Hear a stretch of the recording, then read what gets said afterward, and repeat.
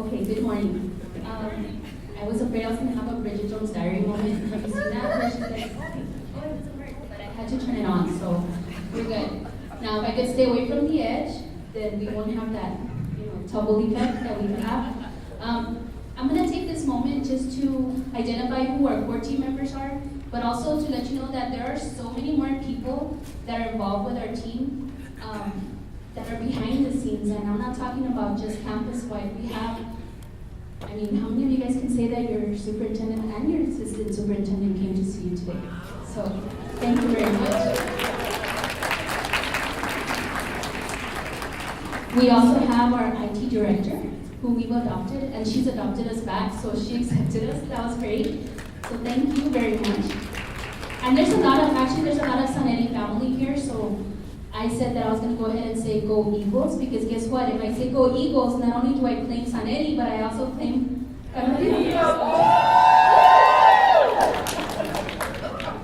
Of course, for medical reasons, for other reasons, our admin team is not here. Because believe it or not, as well as PBIS works, we do have to actually leave adults on the campus because the kids will still be kids. So our admin, Miss April Marioni, she's our principal. She was unable to be here this morning, but she claims that she really doesn't have to do anything for PBIS. But I'm here to tell you that without that type of support, it would not be as successful as it's been. So a great round of applause for her, please. We also have our two APs, Ms. Raquel Alba and Ms. Gabriela Soto, who are also unable to be here today. We have our two campus counselors, 7th grade and 8th grade counselors. We have our special ed counselor for the district. All of these people play a very important role in making sure that our campus and our committee works for our students. But at this time, I'm going to go ahead and introduce our core team. That way maybe you can get to lunch when you're supposed to get to lunch. So if I can have you guys come up.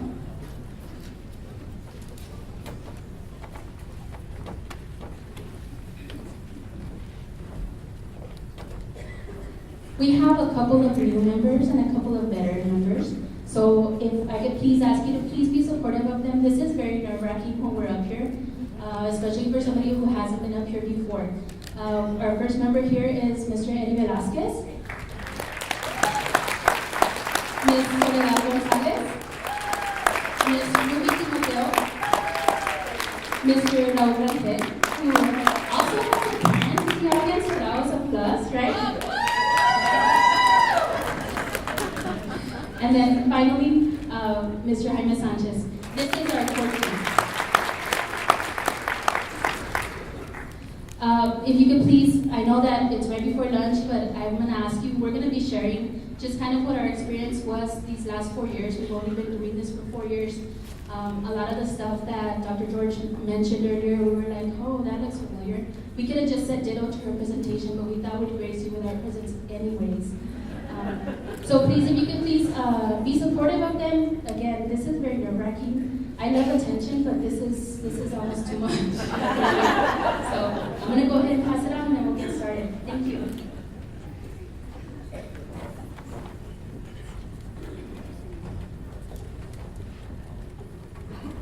Once again, my name is Eddie Velasquez. I'm first year teacher with Sanelli, and first year, obviously, with PBIS.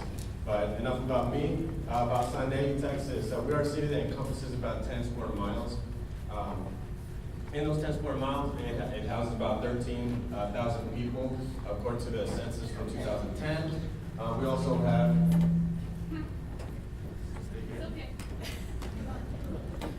the average income per household is about $26,000, and the demographics is primarily Hispanic. Now, a closer view on our district. This is where our district breaks down. We have one high school, we have one middle school, 3 elementary, and 1 primary. They have 4,100 students, predominantly Hispanic population, and we are classified as a Title I economically disadvantaged school. We also, and this is what we're really proud of, we have 4 state titles. We have a soccer team, we have cross country team, and just this weekend we got 2 state titles in track. We also have 1 national title.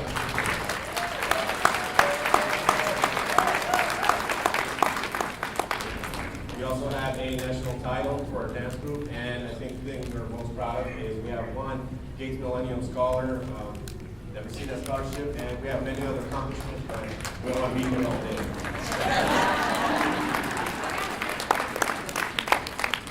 And I think some little background information about Sanelli. Now, you're here at PBIS, so that's the mic.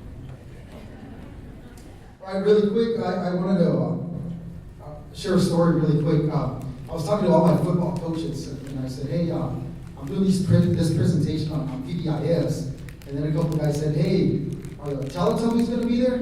I'm like, it's not PBS, it's PBIS. And then the other guy said, what happened? So, anyway.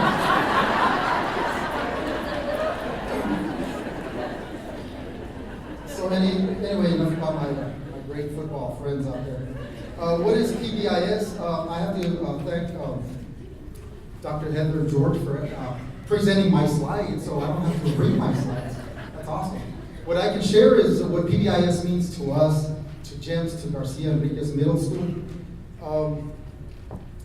It's setting the school culture. It's setting a positive school culture. And it's everybody that's involved, from custodians to teachers to parents, administration, everybody plays that role of being positive. As teachers, it's how we address kids. It's not, hey, tuck in your shirt. It's, son, you look sharp, you look great.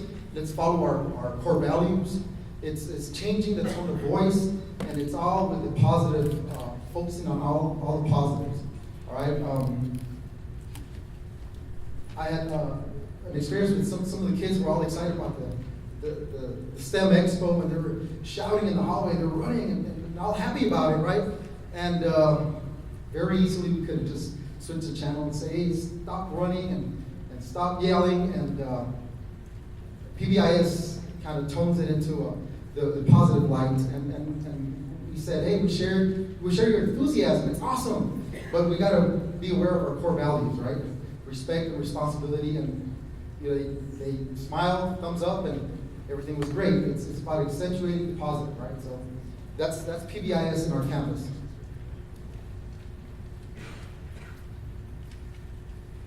So then my next slide. Why PBIS? It's a very simple answer. To us, assertive discipline, traditional discipline wasn't working. If you would visit ISS in school suspension room, you'd have 20, 25 kids in there. And that's a big sign that it is not working, right? So it was a very easy decision for us to go there. This is my first year on this committee, and it's been eye-opening and really great. So that's my part. So I thank you so much. Next, my colleague Soledad Gonzalez. So I'm going to speak through the first 3 years of PBIS. Okay. When we started, I originally didn't start with a team. The administration picked 6 members, and it so happened that, as it happens every school year, somebody had moved on, right? And so I bugged Mr. Alaco, because we worked for 10 years together, and I said, I want to do this. So I put myself in the team. The first year, we had a lot of challenges. It was very trial and error, like anything when you implement something new. But the thing one of the biggest strengths that we had is when we had willing members with a big heart. Time. We didn't know, we started with about 60 kids. Everybody was tier 1, then we identified tier 2 through a Google document, very old school, where teachers would submit how many reflections they had that week, and then we would go over them by hand, tallying them everything by hand, and it was a lot of work. Now, the strength that I'm going to focus on the first year is that we had a lot of heart. It didn't matter that we gave up our lunchtime, we gave up our conference time, and during that time, we would get in my car, Mr. Alaco's car, anybody's car. We started doing a lot of home visits. Really, I'm from San Elizario, so I'm going to give the brownie points there. So I know the community very well. well. So I would take them, let's go to the back ends of San Elizario. Let me take you where these kids live. It goes back to that video where we really need to get to know our kids and where they come from. What is it that they're struggling with? So that year, we did a lot of home visits. One of the biggest challenges is that it became a club atmosphere for the students. The students wanted to join PBIS. So we had kids that didn't need to be in tier 2, but a kid brought a friend. And so they wanted to be in PBIS. A teacher would just recommend a student without going through the proper channels, the proper documentation. And then we had 60 plus kids, working with 60 kids with 6 members. Year 2 was a little better, okay? Our year 2, we had 5 official people and 5 volunteers. 5 other teachers decided to join us to become members to our students, to our 60 plus students that we had our first year. Our second year, we only had 42 kids because we started seeing this, that when there were 8th graders, they were not returning to our PBIS club. They had, worked out some of the problems that they needed to work out, right? So we had 42 kids. I'm going to mention again the fidelity of the group.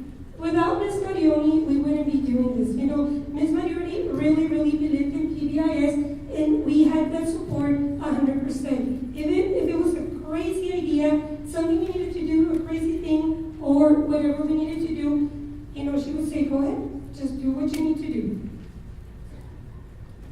We had the first 2 years, we had quite teacher resistance. I've been teaching for 18 years, so I'm in the model of assertive discipline, right? You did wrong, you get in detention. You did wrong, you go to unassessed.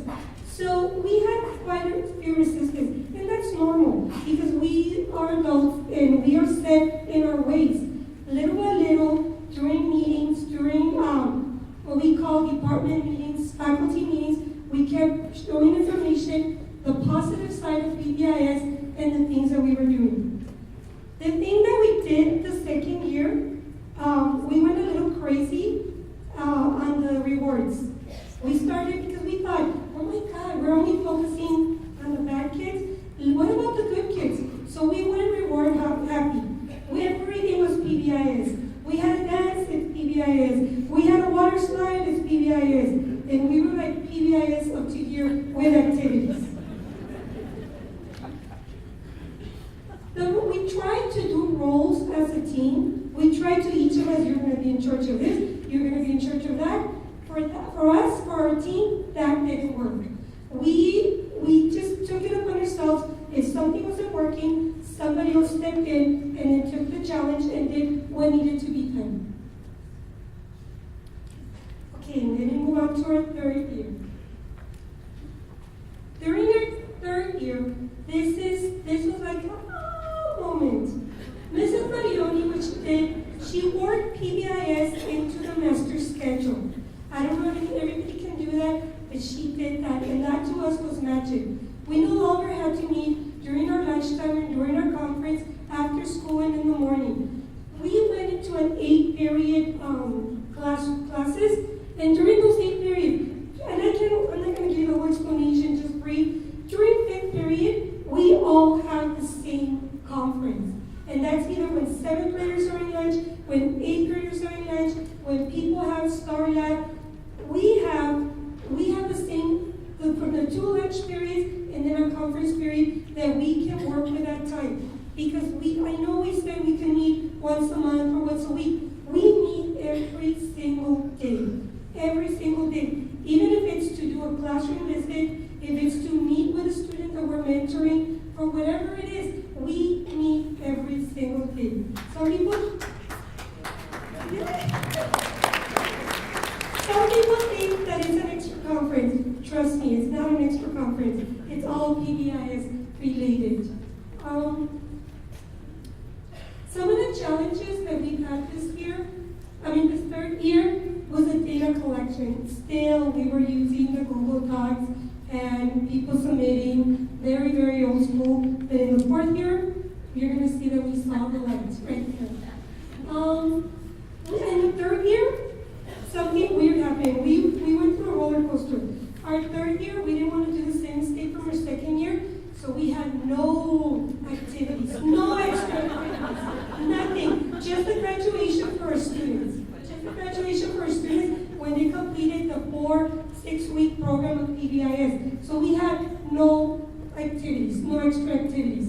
In this year, we implemented Tier 3. Tier 3, we've gone to many trainings, and everywhere we would go, we really didn't know what Tier 3 was. This 3rd year, we implemented it, and we're going to go in detail about Tier 3. Our kids, the 3rd year, we only had 38 kids, and this is where we're at after the end of the 3rd year. I'm going to pass it down to Ms. Timoteo. Okay, I'm going to go over year 4, which is where we're currently at. This year, our core team is firmly established. We have our core team, which you've met. We meet every day. I'm talking very fast. Our strength this year has been in instruction. We focused a lot on training all our staff. This included substitutes. This included our monitors. This included all our new teachers, which we had a lot this year. We did this through, when the subs come in, they had a training through the district. And then in our campus, we had training for our monitors, and we had separate trainings for our new teachers. We also were included in the professional development at the beginning of the year, of the school year, before school started. We're also, throughout the year, we've had conference periods, PLTs, where we meet during the teachers' conferences, and some of the team members had these, and we led the PLTs. Also, we've also had student classes and student presentations to teach when we had issues with certain behaviors. We pinpoint those behaviors, and we have separate classes and presentations for those students, so we can stop the behavior. So that's our intervention. And that's a Tier 1 intervention. We also, this year, we're very excited because we don't have to do it old school anymore. Our data collection is now through Swiss. If you've looked into the Swiss program, it makes our lives a whole lot easier. We literally used to sit there with our list of the whole student population and check off this student got this many, this student got this many. And it was very, very, very time consuming. Now we go onto the computer, we log everything in, and it brings up these really nice graphs, maps, whatever we ask it, it gives it to us. And it's made our life, like I said, a lot easier. Another strength of this year, we started a more intact reward system for Tier 1 and Tier 2. We literally sat down at the beginning of the year with the principal, with our calendars, and we said, okay, these are going to be our Tier 1 incentives throughout the year. Are these okay? Are these dates okay? Are these incentives okay? And that was it. And we set them up. We had them set up for the entire year, and we didn't have to meet about it. We already had everything set in place. And that went to the Tier 2 also. Our biggest challenge this year was our parent component. And I think that's a challenge for a lot of the schools, is to get the parents involved. This is actually our goal for next year, is to focus on the parent component. For data for this year, we've had 30 kids that have received Tier 2 interventions. And that is our check-in, check-out. And also we even do classroom visits with our students that we're mentoring. We literally go into their 5th period class and we sit there with them. We also work with their teachers when they're having behavior issues. We'll go into the class during their 5th period and talk to them. We've had 3 Tier 3 kids this year. Depending on the student, it might have involved more intensive counseling through our STAR counselor that we have on campus. Some of them were created. We had an SBA done by our counselors, and we even created a VIP, and these are non-SPED students. So that's your 4. When we started, I'm going back to when we first started. The first thing we did over the summer, before we started PBIS, is we sat down and we said, okay, what are the 3 things? Let's break it down to 3 values that we want all our students to follow. We want all our students, all our faculty, everybody on the campus to follow these core values. And we sat down and we talked about it, and we came up with respect, responsibility, and safety. These 3 core values are repeated over and over and over and over. They're said over the announcements, they're said by the teachers to the students, they're said to each other. Everybody knows our core values. And it's also important that these core values, especially now that we're implementing as a district, that they are aligned throughout, from the very pre-K all the way up to the high school. So our kids come up to us already knowing the 3 core values, and they leave us continuing those 3 core values and following them. After we set our core values, we had a professional development the beginning of the school year with all the teachers. And this was like every other school, at the beginning of the year, you have your full faculty professional development. What we did is we set up, it was like a team building thing, and we had chart paper, and we said, okay, we want you teachers to show us, tell us, what does respect look like? What does responsibility look like? And what does safety look like? In every part of our school that our students are in. That includes the classroom, the hallways, the restrooms, the gyms, the cafeteria. What does it look like to you? So the teachers actually came up with this as a group, as a team. We got all the information, we separate, because everybody puts it in their own words, and we made our school-wide matrix. One important thing when you're making that we've learned at professional development that we've gone to is to make sure it stays positive. You should not have the word no in your matrices. It's hard because we're used to saying no talking, no running, no eating food in the classroom, no. So it's important to reword your matrix and reword it in a positive manner. And this was even hard for us because this matrix we actually need to edit it because we have some no's in it. So this was made by the faculty, by the staff. After we got our school matrix, we separated it by area. We literally made posters for each area. And each classroom has the same matrix. It looks the same, it says the same thing, and we all have the same matrix in every classroom. Every classroom has the same exact matrix. So the students see it everywhere.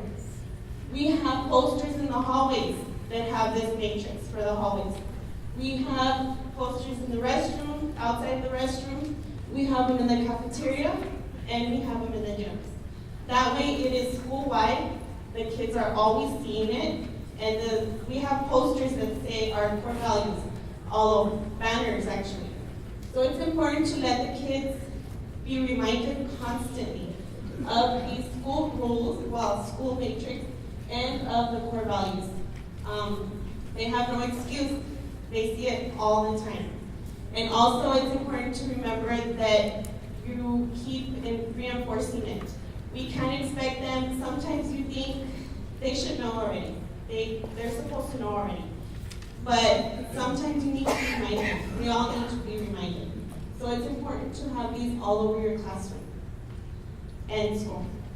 And I think that's it. Yeah, I'm going to start going over Tier 1, what Tier 1 is at our campus. As you can see, we like thinking maps at San Aniceto, so we always use thinking maps for everything. Okay? So Tier 1, every student starts as Tier 1 at the beginning of the year. Every single student. Okay? If a student behaves, they don't break any of the core values, they will keep being Tier 1 students. Okay, what happens if a student starts breaking one of the core values? Okay, then we have what's called behavior reflection forms. Okay, the student will receive a behavior reflection form. Okay, they'll have to fill it out. And then let's say the student still keeps breaking one of the core values, then we will give them behavior reflection forms, but now we will also include parent contact. We will include parent contact. And then if they still keep being breaking the core values, then we'll go ahead and set up a parent conference. But as a teacher, it's good to have your documentation where you try to work with the student, and then we still have to bring in the parent. And as a committee, when we have our STAR period, let's say a student gets anywhere from 5 to 7 reflections. But then as a committee, we'll decide, you know what, we need to bring the student in. We need to talk to the student, see what's going on, see what the problems are. And if, we'll talk to the student. So we'll bring the student in during our 5th period PBIS conference. We'll talk to the student, we'll say what's going on. Is there a problem in a certain classroom? What can we do to fix your behavior? And a lot of times when that happens, we bring the student in, we pretty much tell the student, we're watching you. We're keeping an eye on you just so we know that your behavior doesn't get a little bit worse. And a lot of times the student they'll start behaving. It's just that little talk that we need to have with them to let them know that we are watching them. So they'll start behaving, and then they'll go back to tier 1. They'll remain tier 1. But if the student, let's say he had 7 reflections, and then we come back the next week and we say, you know what, the student got 3 more reflections. And you know what, let's go ahead and go into tier 2. So we'll go ahead and recommend the student to tier 2. So that's how we work our tier 1. Okay, and I hope everybody has this. We have a this is our behavior reflection form. We had to redo this behavior reflection form this past year because when we got our Swiss system, we had to include all the information which is on top. We needed the students, the teacher that was involved, the ID number, the period in which it happened, the time, okay? And then we have all 3 core values there, and then we identify, they have to put which core value did we violate in order to get this reflection form. And then they go ahead and fill out that format, once again, thinking math.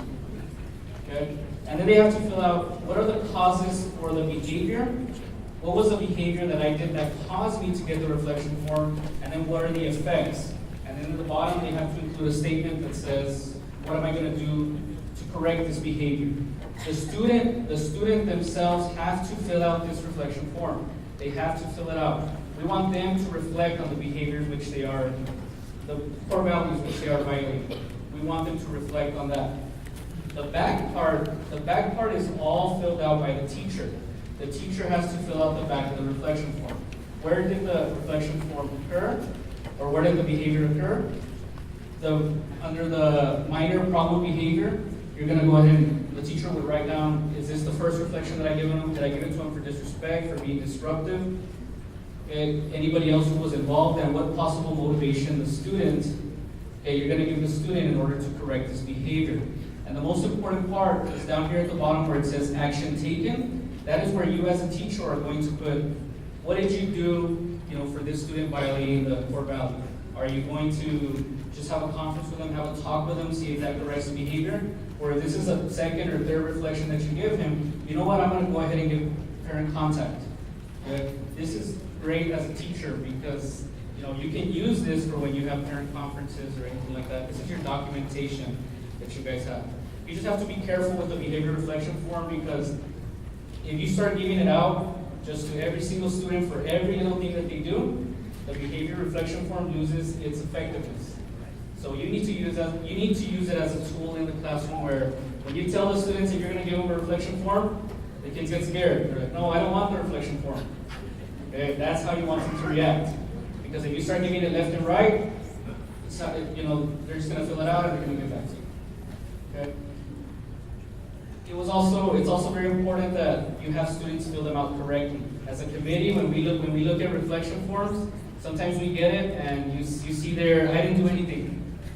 Okay? So even then, during our 5th grade STAR conference, we bring those students in and we talk to them. We say, you have to have done something to get the reflection form.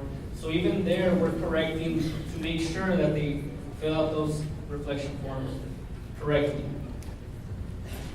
And these are actually turned into one of the PBIS members at the end of every week so that we can go ahead and input them into our Swiss system, and we'll go ahead and make copies and we'll give the originals to the teachers so that they can go ahead and keep in their classroom just in case they need them for when they meet with parents or anything like that.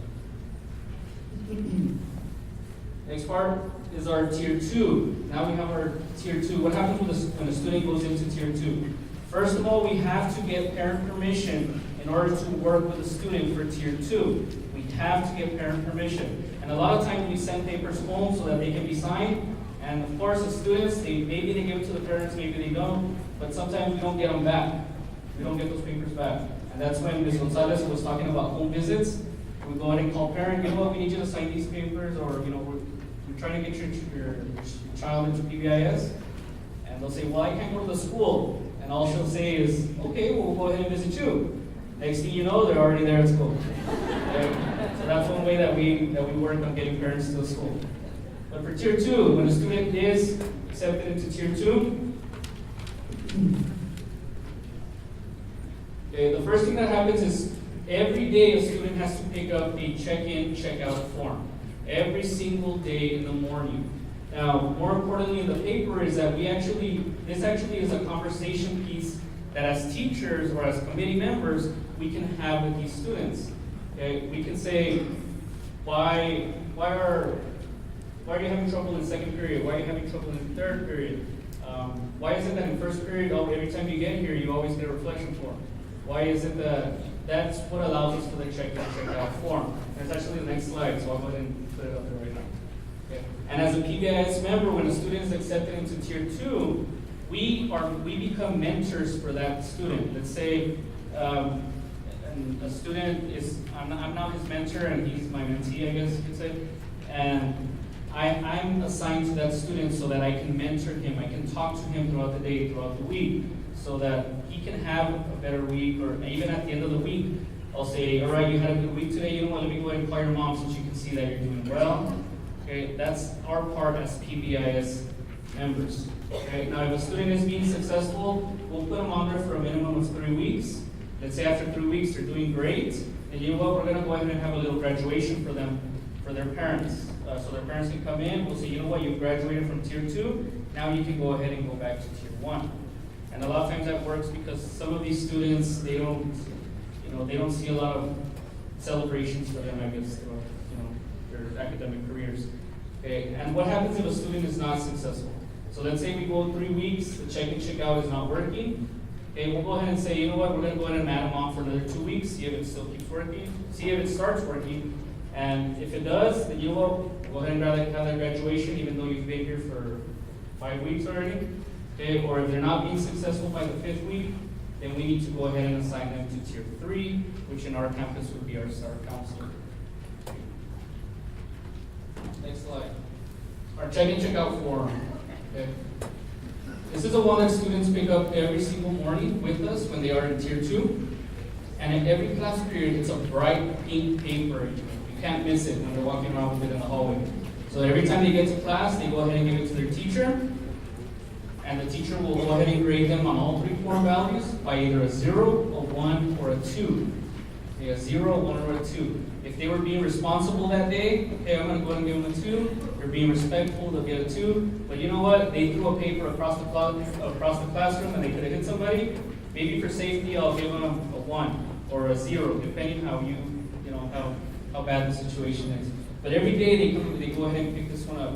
And a lot of times, as PBIS members, they come to our room and they're like, you know what, I'm not having a good morning, like this is just bad.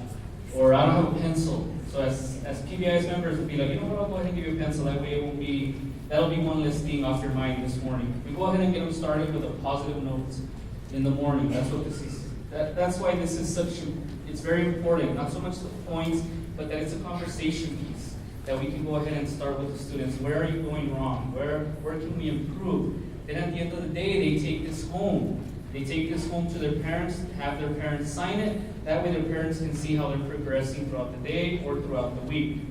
Okay? And if you see the point system here it says a possible 42 points, but that was when we had 7 periods. Now we have 8 periods, so now it's a maximum of 48 points. Okay, and let's say throughout the day they get 42 out of 48 points. We go ahead and give them a percentage. Our goal percentage is 85%. Okay. But we go ahead and adjust that for, depending on the student, because maybe that student will never get to 85%. Maybe we'll end up getting to a maximum of 80. So we'll say, you know what, for you the goal is gonna go ahead and be 80. As long as you're meeting 80, we're on the right track. So that's what the check-in, check-out form is for. The office referral. The office referral had to be changed this year as well for our Swiss system. We had to include all the information that we need. And for office referral, the procedure is a little different. We don't want office referrals to come to us, the PBIS members. Obviously, they have to go to the assistant principal or the principal, one of our administration. That way they can go ahead and process the discipline that they need to handle, and then we'll go ahead and get the office referral so we can go ahead and turn it in or input it into our Swiss system. Okay, if you look at the office referral, the front, once again, the top part is filled out by the teacher, and then the back part, administration and the student will fill that out, and there is a reflection piece there so that they can pretty much describe what happened.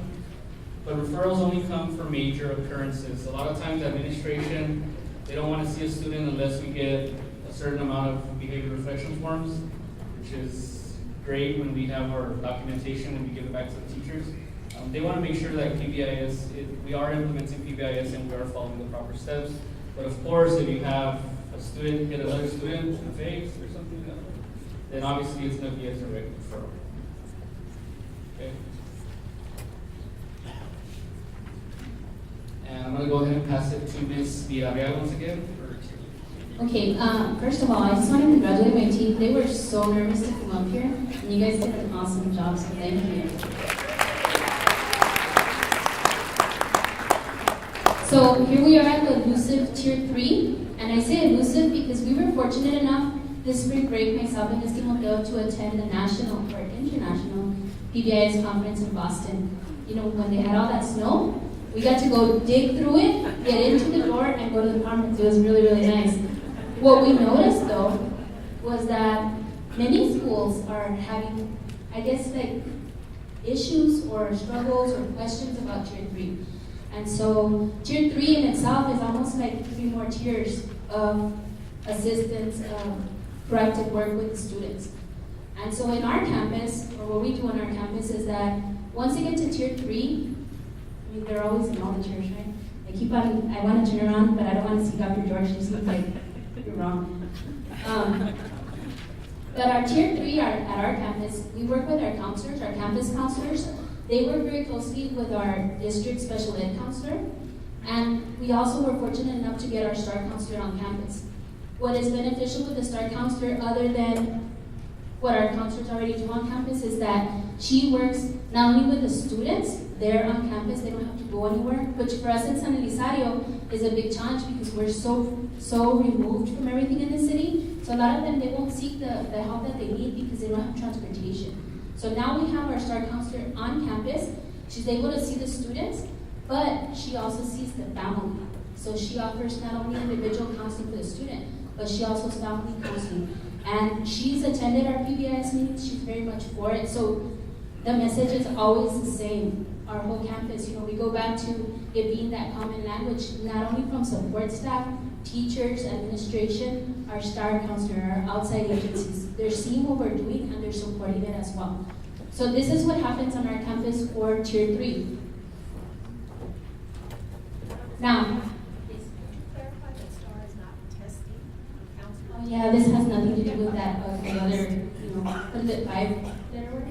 That's STAR test. No, this is our STAR counselor through, it's a private agency. But we were fortunate enough to have them on campus.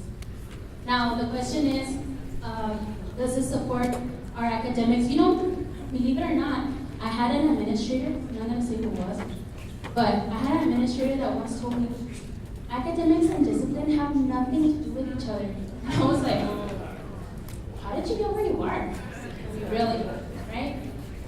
But guess what? The numbers are there. The proof is there. I'm going to jump that slide and I'll come back to it because here's our proof. When we started doing our data collection and we started looking at those numbers, the evidence was there. Our very first year with PBIS, 2011-2012, our ISS numbers our OSS numbers, and our DAEP, our alternative. Now jump on down to 2014-15, and those are our current numbers. So this is as of March. And so the numbers speak for themselves. Now concurrently, we look at our state test, because that's really what everybody looks at, right? They want to know how well did you do. I mean, the numbers are there. The proof is there. The data collection tells us that, guess what? It is working for our campus. It doesn't have to be a big district. It doesn't have to be a rich district. We just have to do it with fidelity. We have to keep on keeping on. Sometimes we just have to pick ourselves up, dust ourselves off, and if it's not working, try something new, because these are the results. And these are just the numbers. Now when you look at some of our kids, it's there too. Because guess what? Maybe their home life is not the best thing, but they know that when they come to the campus, that they have control of. That they are enabled and they are supported in a way that maybe they're not getting anywhere else. And that's ultimately what we want. Okay, because yes, PBIS is great for this. It's great for all the numbers, for all the data, but ultimately we want to make better people. You know, and if we're the only ones that get to teach them that, then we better do a damn good job of it.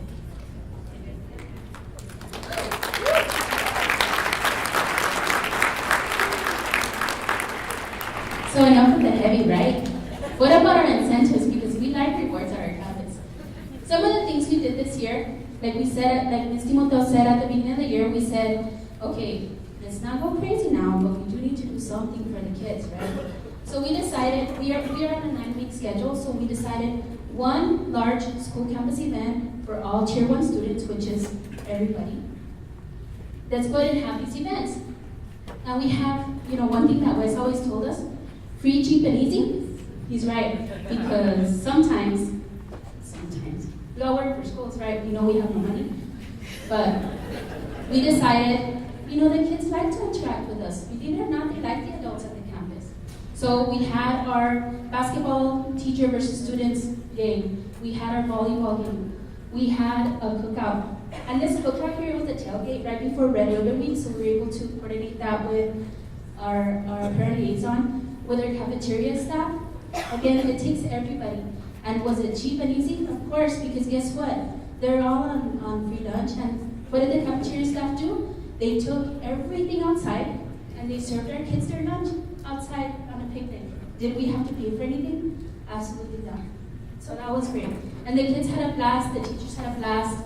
We played football, we were throwing around stuff, not at people, but you know, like to each other. So that was fun. Just thinking a little bit outside of the box.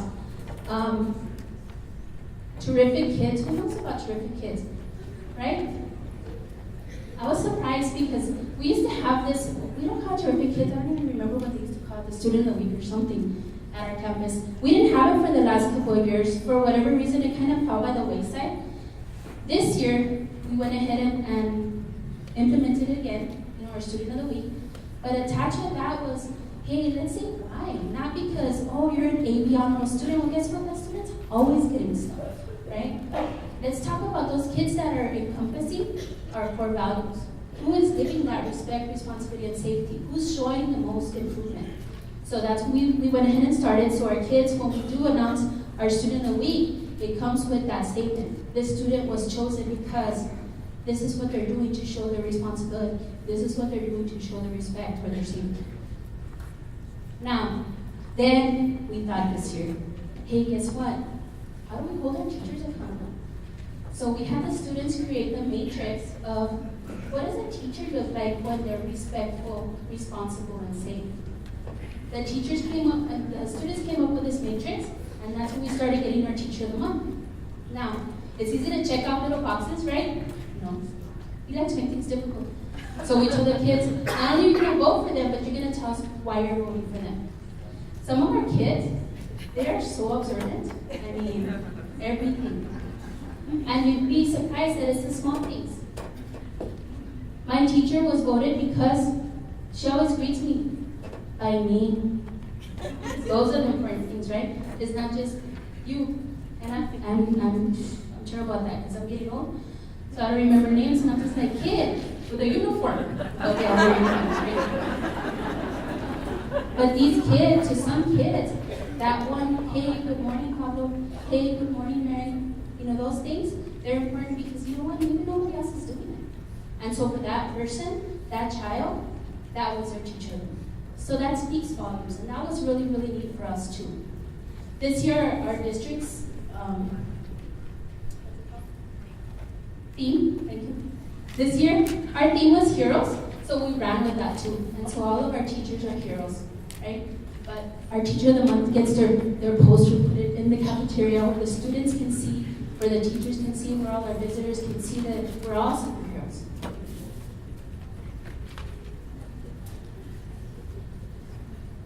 Okay, that looks very odd. That was actually a video, but it won't play. Okay, but and that's not our fault. Okay, that's fault. So I'm talking, not yours, but other people.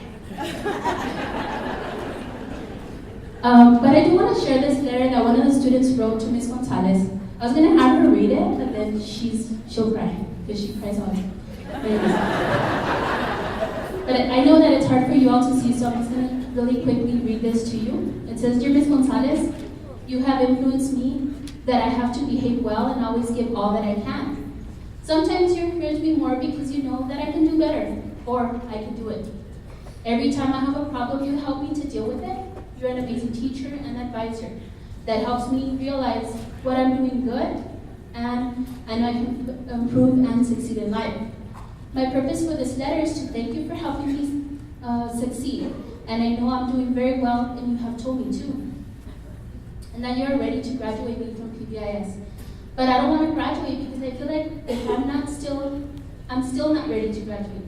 This program is helping me so much, and I just want to thank you for helping me.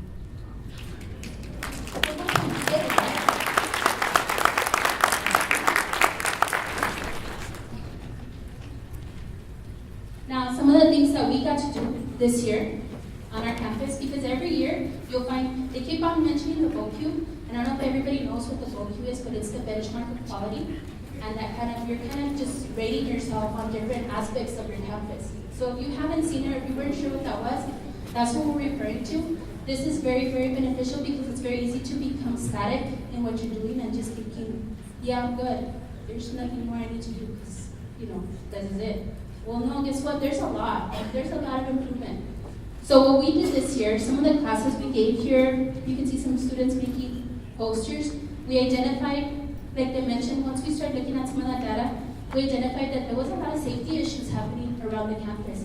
So we targeted the PE classes, both grade levels, and we started giving presentations on safety, myself and Mr. Sanchez. Then the students came up with different posters.